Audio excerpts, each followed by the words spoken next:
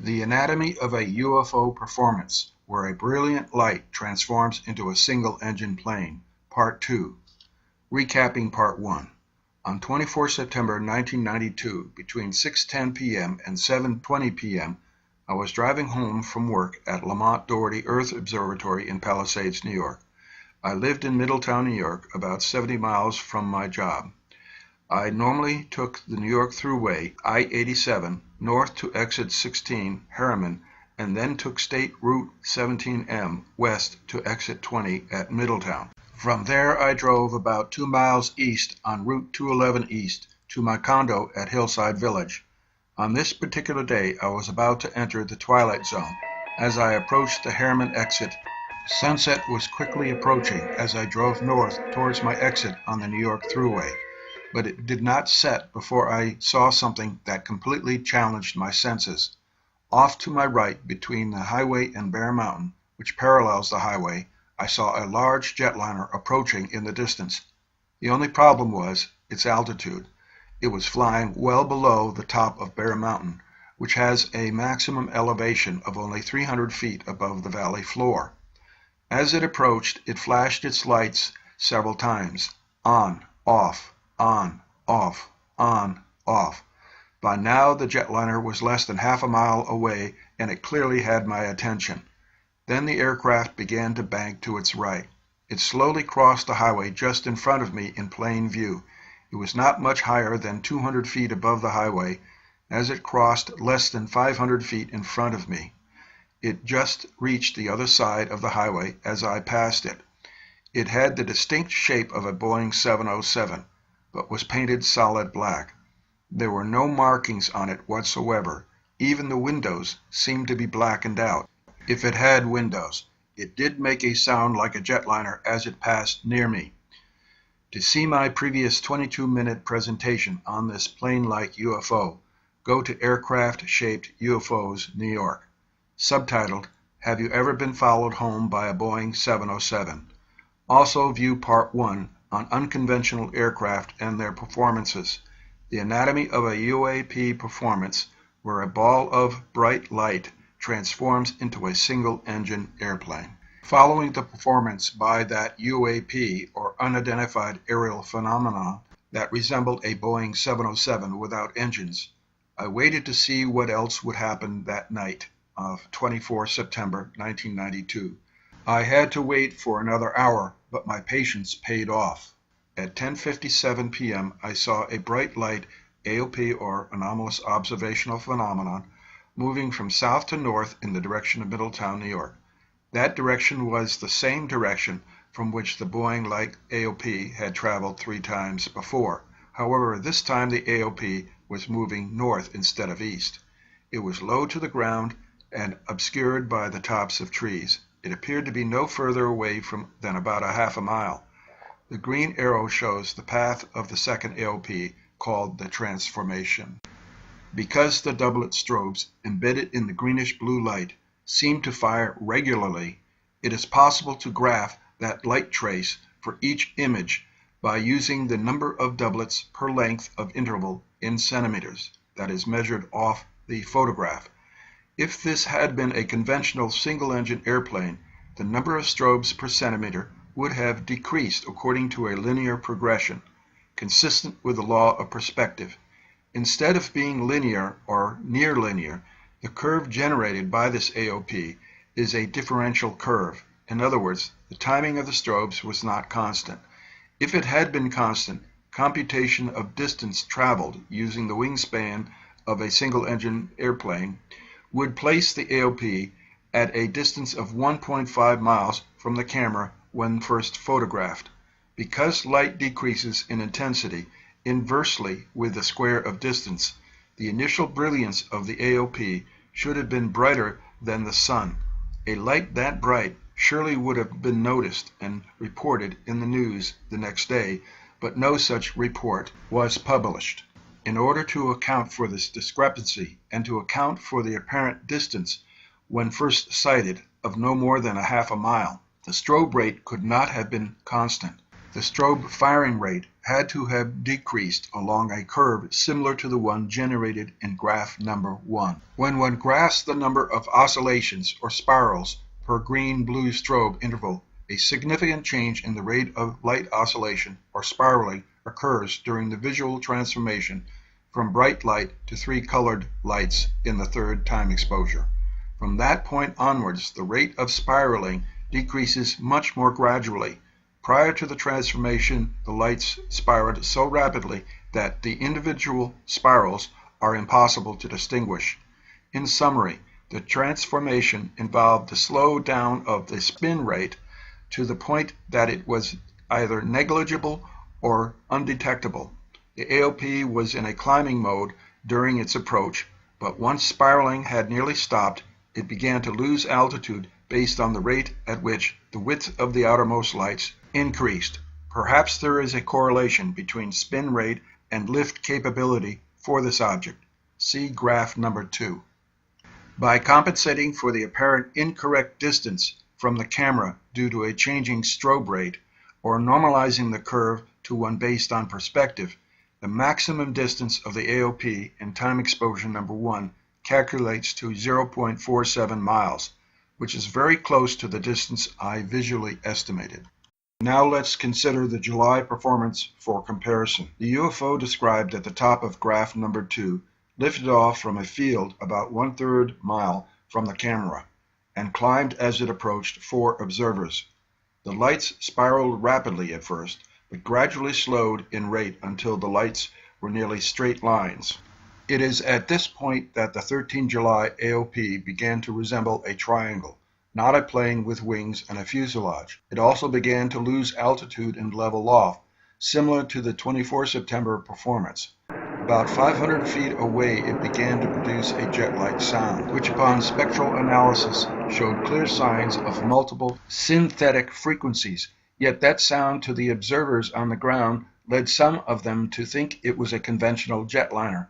The audio sound acted as camouflage to human expectation. Up until 500 feet away, the craft was completely silent, which is not unexpected for a jetliner headed directly towards an observer, since most of the sound from jet engines is projected out the back of the engines and away from the observer. This can be seen in a frequency spectrogram of a Boeing 747 as it passes the microphone. Even though we all saw a delta-shaped triangle flying directly over us, even I was fooled into saying that it was a jetliner.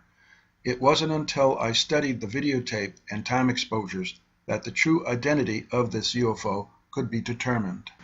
The composite image in graph number 2 for the 13 July 1992 flyover of Ellen Crystal, myself, and 2 other witnesses shows the flight path and details of the irregular oscillations made by the lights. This AOP rose up from behind a tree row and climbed over us in an arching flight path, changing its lights as well as its low altitude and behavior. The AOP appears to have lifted off from a field behind the tree row, which is marked with an X in the composite graph. As it approached the camera, it brightened both of its lights, then dimmed them, then brightened its right light, which was then dimmed gradually. Landing lights on conventional aircraft are not controlled by a rheostat. They are either on low beam or on high beam, like car lights. The asterisk in that composite graph marks where sound from the AOP is first heard in the video taken by Ellen Crystal.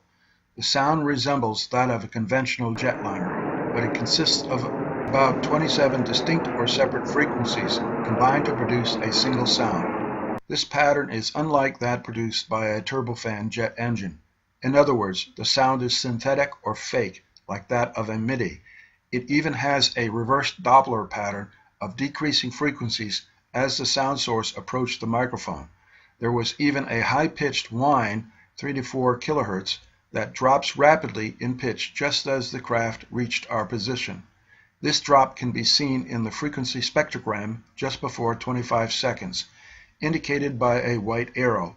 Reverse Doppler is produced by having a sound projected out of an artificial gravity field which surrounds the craft and gave it the ability to defy Earth gravity. Question becomes, Whose technology is this, and why would anyone, ET or human, want to put on performances before humans observers on the ground? What was the purpose? Was this an IQ test to see how many humans would detect the deception and who would figure out the truth? But who was conducting this experiment on human guinea pigs, ET or CIA? And what does this performance tell us about the level of secret technology advancement since 1943 behind compartmentalized government doors? Presented here is a frequency spectrogram of a conventional Boeing 737 jetliner for comparison, so that you can see graphically how different the sound is when displayed over 6 kilohertz. Note that the sound volume and character changes after the craft passes over the microphone.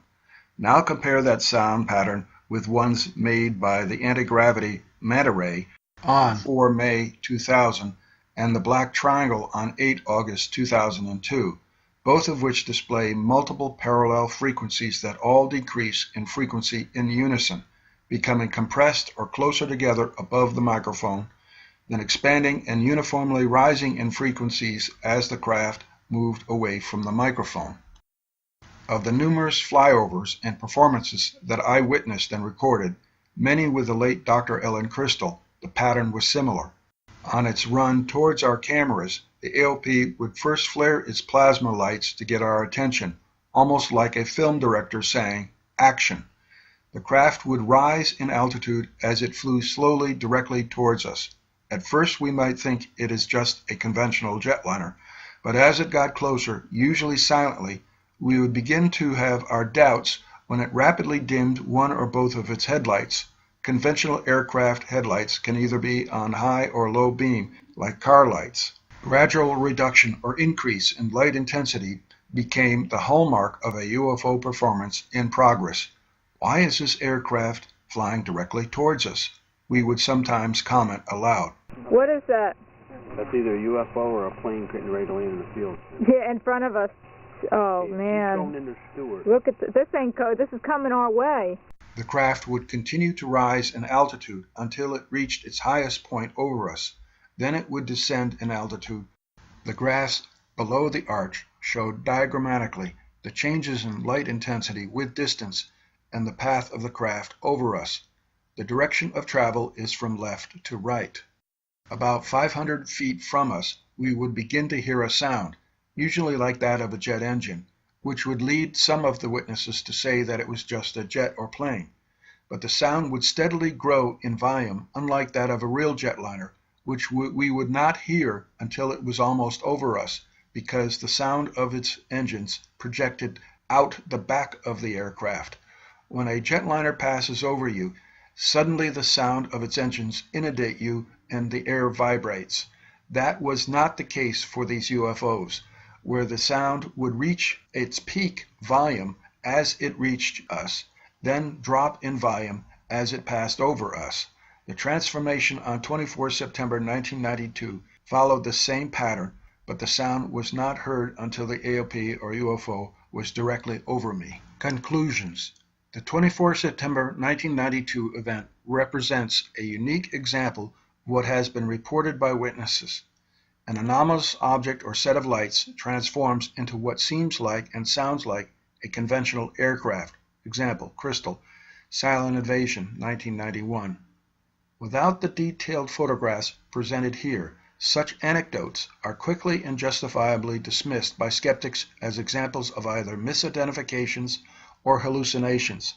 But if such a transformation can be photographed and documented as it has been here, it is neither a misidentification nor an hallucination, despite classification as such by debunkers.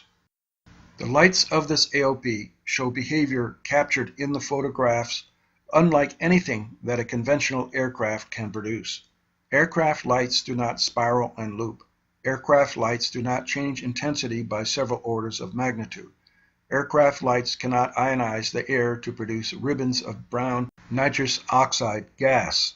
Aircraft strobes fire regularly and are symmetrical. They do not fire irregularly, nor are they asymmetrically positioned. that is, double strobes on one side and single strobes on the other. Aircraft hazard lights are green and red, not blue and red. The blue color might be due to incorrect photographic printing, but when the color changes from blue to green in the same photograph as the spiraling ceases, one could suspect a color shift due to some sort of change in ionization. The same shift from blue to green was observed for the Boeing-shaped AOP described in Aircraft-Shaped UFOs, New York, under Have You Ever Been Followed Home by a Boeing 707, when its lights stopped doing spirals and loops. The light pattern observed for the transformation AOP is shown in graph number 1. A single large light was positioned in front. Two small white lights, one behind the other, were observed at the rear of the AOP. No wings were observed when the object was directly overhead, only a stealth black body. With the correct distance and rate of transformation calculated, it is possible to back-calculate the actual width of the outermost lights. Initially, these lights were assumed to be wingtip lights, but if this object had no wings, then their distance apart might be much less than the wingspan of a single-engine airplane, that is, 35 to 36 feet wind width. Based on an average conversion factor, 47 to 150, the wingspan is reduced to 11 feet.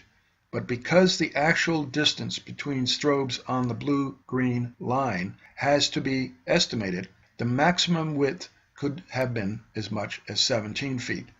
In either case, we are dealing with something much smaller than a single-engine plane. Either it did not have wings, or it was a small robotic model airplane. Possible, but unlikely, considering the energy requirements to produce plasmas. The width of small flying triangles seen in the area has been estimated at about 16 feet. Review again graphs number 3 and 4. In hindsight, these were performances not just provided for our entertainment, but for our recording and analysis. Thank you for watching this video.